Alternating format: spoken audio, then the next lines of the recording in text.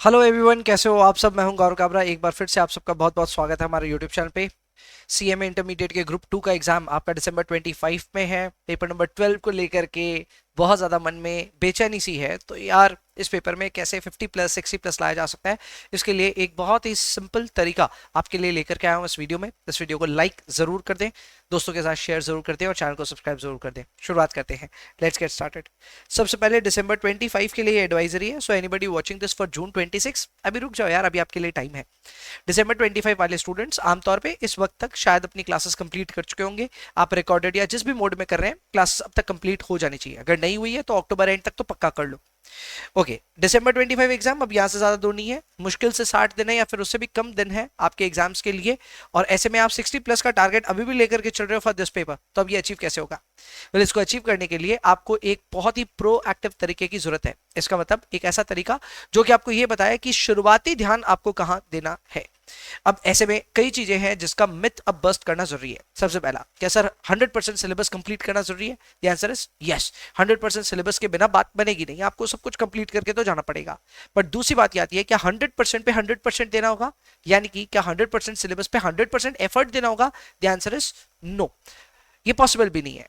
आपके इतने सारे पेपर्स में आप हर पेपर में हर एरिया पे 100% एफर्ट दे पाए, ये तो पॉसिबल ही नहीं है। ऐसे में आप अननेसेसरी खुद को एक क्योस या फिर एक परेशानी में डालोगे। उससे बेटर ये है कि let me give you a formula, a simple formula which will require your efforts, but it will require keen efforts on smaller portion of your syllabus.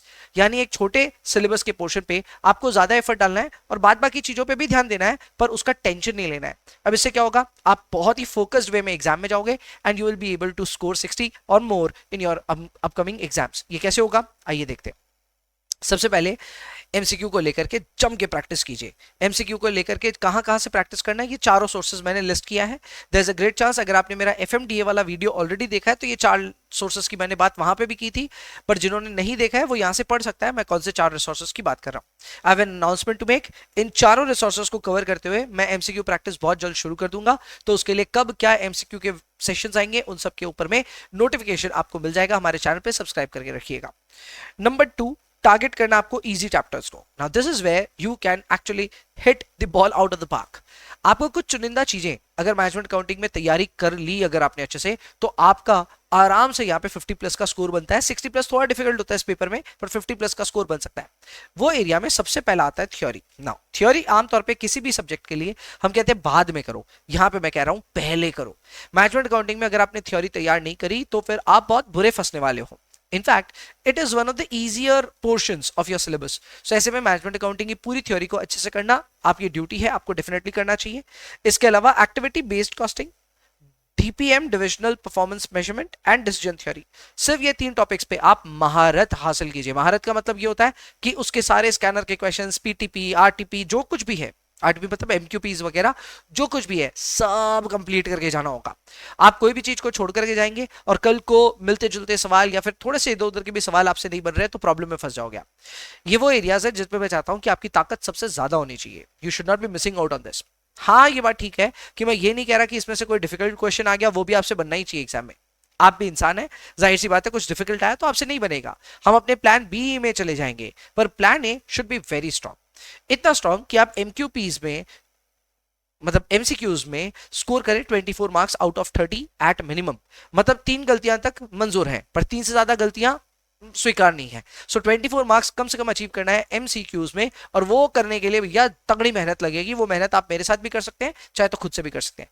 इसके अलावा यहाँ पे मैं आपको क्वेश्चन नंबर 2, क्वेश्चन नंबर 7 और क्वेश्चन नंबर 8 पे focus करने के लिए कह रहा हूं। इन 3 क्वेश्चन में से फोकस कीजिए, और आप इसमें से चलिए 2 क्वेश्चन को गलत कर सकते हैं, पर बाकी जो 4 क्वेश्चन है उनमें 7 आउट ऑफ 7 लाने की इरादा रखिए। अब आई अंडरस्टैंड थ्योरी में नहीं आता आमतौर पे पूरा मार्क्स, तो थ्योरी में और 2-2 नंबर काट लेते हैं, तो भी यहां पे भी 24 लाने का एक इरादा रखिए। ऐसा करने से 48 मार्क्स का आपका सफर तय हो जाता है and you still have 2 more questions to solve for the exam.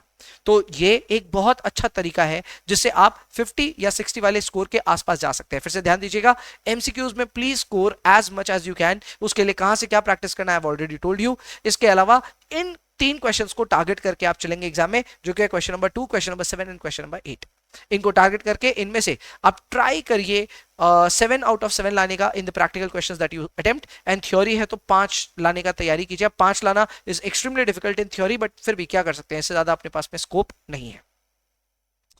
इसके बाद सर, इसके बाद हमने और कौन कौन से चैप्टर्स की बात नहीं करी, वो तो मेंशन कर दो।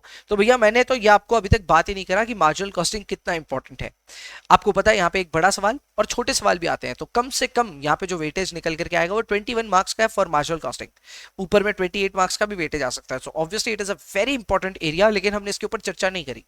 यानी मैं चाहता हूं कि आप पहले तैयारी कर लो अपने एमसीक्यूज का, आप तैयारी कर लो पहले एबीसी का, आप तैयारी कर लो बाकी चैप्टर्स का, उनको तैयार एक बार कर लोगे तो उसके बाद इन एरियाज में आप आ सकते हो। When I talk of marginal costing I am also talking about transfer pricing as well. इसके अलावा बजटरी कंट्रोल को मैंने अभी आपको लेने को बोला नहीं है, एंड ना ही मैंने स्टैंडर्ड कॉस्टिंग के ऊपर कोई टिप्पणी करी है। तो देखा जाए तो आपके पास में बहुत कुछ है जो करना भी है, बट उसमें से भी बहुत कम है जिस पे अगर आप ज्यादा ध्यान दे देंगे तो आपका 60 के आसपास का स्कोर लाना आसान है। मैं कोई भी सिलेक्टिव स्टडी को प्रमोट नहीं कर रहा, बट फिर भी मैं एक प्रोएक्टिव स्टडी के लिए आपको प्रेरित कर रहा हूं, क्योंकि मुझे पता आपकी क्लासेस अब ऑलमोस्ट कंप्लीट होने वाली है। तो यहां से रिवीजन प्लान होना चाहिए बहुत ही तरीके का, और आपको डायरेक्शन के बारे में पता होना चाहिए कि कौन सी जगह कौन से एफर्ट्स डालेंगे तो मैं रिजल्ट्स आने के चांस सबसे ज्यादा है। लास्ट टाइम भी जून 25 के टर्म में एमए में अच्छे स्कोर आए थे लोगों के, but those were not as great जो आ सकते हैं, जो पोटेंशियल रहते हैं इस पेपर के, तो उसको ग्रेट बनाना आपका काम है। डायरेक्शन स्पेसिफिक काम कीजिए, focus on easy areas first, and देखते जाइए आपके स्कोर्स कैसे इंप्रूव होते हैं for paper number 12 management accounting. I hope आपके लिए कंटेंट बहुत काम का रहा। अगर अच्छा लगा तो लाइक कर देना, शेयर कर देना, कमेंट कर देना, and at the same time please subscribe to the channel for further updates. I will see in the next one. Bye bye.